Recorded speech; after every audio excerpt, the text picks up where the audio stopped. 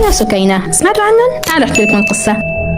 في بداية العشرينات من القرن الماضي، تحديدا في سنة 1920، انقلبت حياة الإسكندرية رأسا على عقب بعدما صار اسم ريا وسكينة حديث الناس في مصر. هالأختين اللي كانوا يعيشون في حي شعبي بالإسكندرية صاروا رموز للشر والوحشية بسبب جريمة غيرت كل المفاهيم. ريا وسكينة مع مجموعة من المساعدين كانوا يقتنصون النساء اللي يعيشن بمفردهن أو يلي عندهم ممتلكات ثمينة ويستدرجوهن إلى بيوتهم. أول ما تدخل الضحية كانت النهاية واضحة، القتل الوحشي والسرقة، كل شيء ثمين عندها. كل جريمة كانت تتم بنفس الطريقة، لكن القاتلات كانوا حريصات إنهم يخفون كل أثر. لكن ما طولت المدة وبدأت الحكاية تكشف، واكتشاف جثث النساء المقتولات في بيوت الأختين كانت بداية نهاية. رجال الشرطة بدأوا يجمعون الأدلة ويحققون في القضية، ومع مرور الوقت اكتشفوا أن هذه كانت سلسلة من الجرائم، وأن الأختين كان عندهم شبكة من المساعدين. ولما تمت محاكمتهم كانت الصدمة أكبر. الجرائم مو بس بشعة، لكن كانت منظمة بشكل دقيق، وكأن المافيا صغيرة تتحكم في مصير نساء البريئات. وفي النهاية بعد المحاكمة الطويلة صدر حكم الإعدام بحق ريا وسكينة، وتم تنفيذ الحكم في 1921.